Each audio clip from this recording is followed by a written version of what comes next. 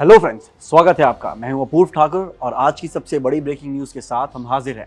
दोस्तों, union public service commission यानी UPSC ने आज आखिरकार सिविल सर्विस एग्जामिनेशन 2025 का फाइनल रिजल्ट डिक्लेयर कर दिया है। वो घड़ी आ गई है जिसका पूरे देश को बेसब्री से इंतजार था। इस साल की सबसे बड़ी हेडलाइन ये है कि अनुज अग्निहोत्री ने इस प्रेस्टिजियस एग्जाम में टॉप किया है, यानी उन्होंने ऑल इंडिया रैंक 1 हासिल की है।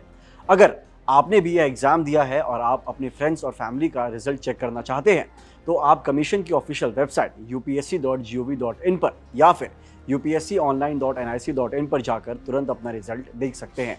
अगर हम इस पूरे सफर पर नजर डालें तो इस साल की परीक्षा का आगाज पिछले साल 25 मई 2025 को प्रीलिम्स के साथ हुआ था। इसके बाद 21 से 31 अगस्त 2025 तक मेंस कंडक्ट किए गए थे, जहां कैंडिडेट्स की असली काबिलियत को परखा गया।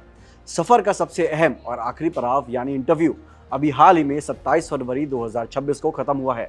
अमूमन देखा गया है कि यूपीएससी अपने पिछले ट्रेंड्स को बरकरार रखते हुए इंटरव्यू खत्म होने के लगभग 1 हफ्ते के भीतर ही फाइनल रिजल्ट घोषित कर देता है, और आज ठीक वैसा ही हुआ। इसी वजह से पिछले कुछ दिनों से उम्मीदवारों के बीच धड़कनें तेज थी और रिजल्ट को लेकर उम्मीदें काफी ज्यादा। आखिरकार आज उन सभी मेहनती कैंडिडेट्स का इंतजार खत्म हुआ। अगर हम यूपीएससी के पिछले रिकॉर्ड्स और टाइमलाइन पर नजर डालें तो कमीशन अपनी तेज रफ्तार और एफिशिएंसी के लिए जाना जाता है।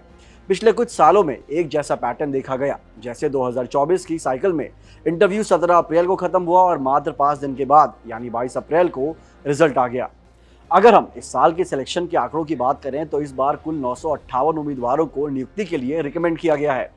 अगर कैटेगरी वाइज ब्रेकअप पर नजर डालें तो जनरल कैटेगरी से 317, ईडब्ल्यूएस से 104, ओबीसी से 306 कैंडिडेट्स ने अपनी जगह बनाई है। साथ ही एससी कैटेगरी से 158 और एसटी से 73 उम्मीदवार सफल रहे।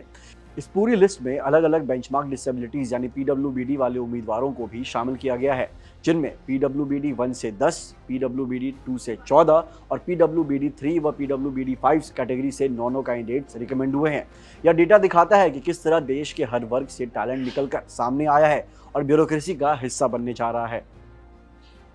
अब बात करते हैं उन नामों की जिन्होंने उस साल अपनी मेहनत से सफलता का परचम लहराया है। इस साल के मेरिट लिस्ट में अनुज अग्निहोत्री ने ऑल इंडिया रैंक 1 हासिल कर टॉप किया है। उनके ठीक बाद सेकंड पोजीशन पर राजेश्वरी सुबे एम और थर्ड रैंक पर आकाश ढल का नाम चमक रहा है।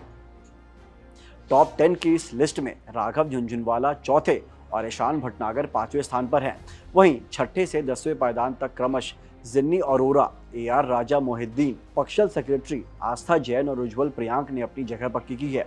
इसके साथ ही यशस्वी राजवर्ध ने 11वीं रैंक हासिल कर अपनी काबिलियत का लोहा मनवाया है। इन सभी होनहार कैंडिडेट्स ने न केवल अपने परिवार बल्कि पूरे देश का नाम रोशन किया है। तो दोस्तों, ये थे वो सितारे जिन्होंने अपनी कड़ी मेहनत और डेडिकेशन से आज इतिहास रच दिया है। जो कैंडिडेट्स इस बार सफल हुए हैं उन्हें हमारी पूरी टीम की तरफ से ढेर सारी शुभकामनाएं।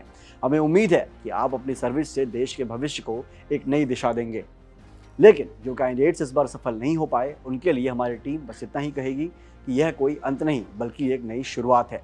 अपनी कमियों को पहचानें और अगले साल नए जोश के साथ वापस आएं। याद रखिए, हार तब तक नहीं होती जब तक आप कोशिश करना नहीं छोड़ते।